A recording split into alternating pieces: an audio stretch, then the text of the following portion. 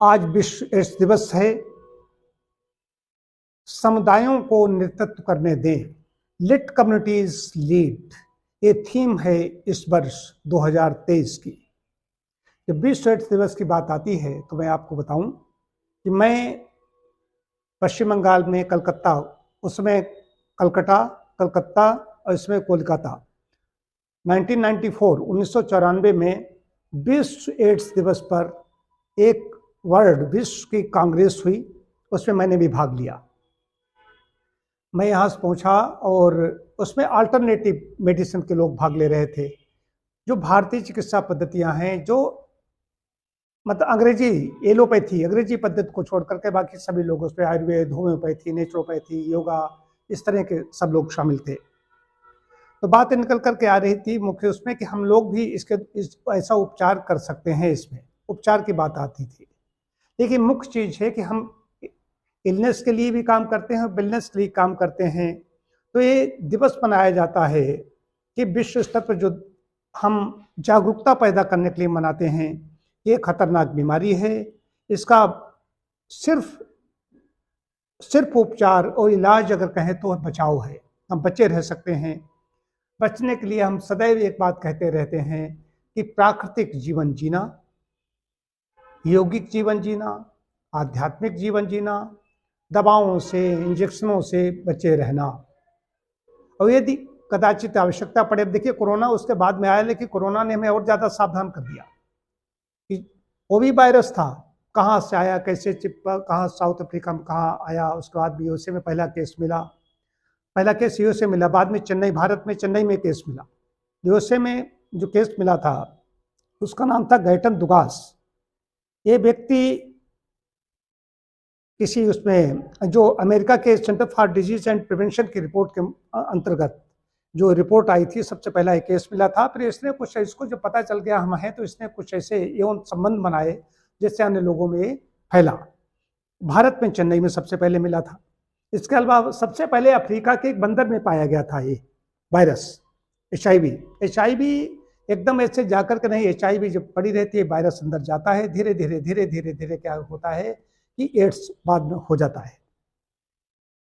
तो मुख्य चीज यही है कि अपनी जीवन शैली ऐसी बनाएं जिससे हम दूसरे लोगों के संपर्क में न रहें। कोरोना ने इस चीज सिखा दी। अभी पहले मैंने बताया, कोरोना ने बात हमें बताई। कोरोना से सबके दिमाग में आ गया कि हम कहीं पर भी जाते हैं तो हाथ धोते हैं। अभी भी आदत बनी हुई है, कुछ भी छूते हैं तो हाथ धोते हैं।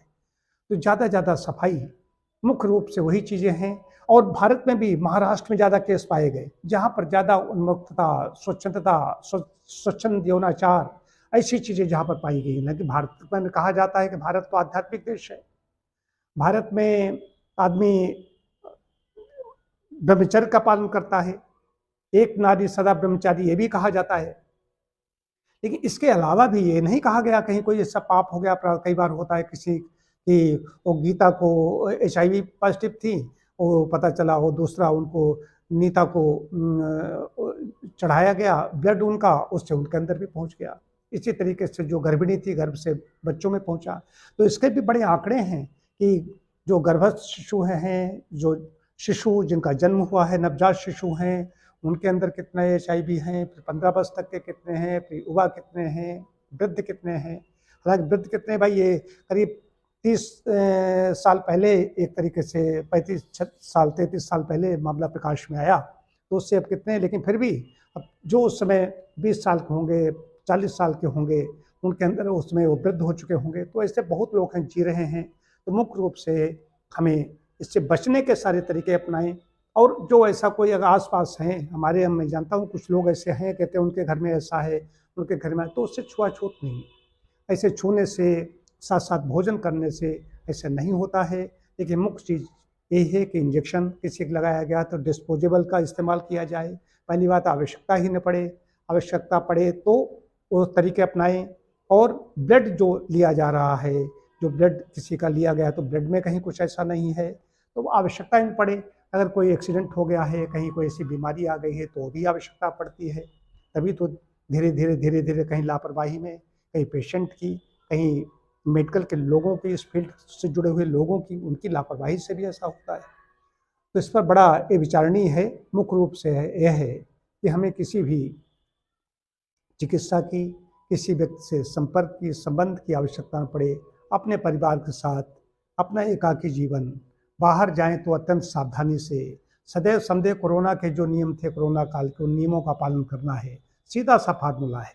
उसके ऊपर ये वायरस जो आ गया, तो इसके नियमों का पालन करेंगे तो इससे हम सदैव बचे रहेंगे।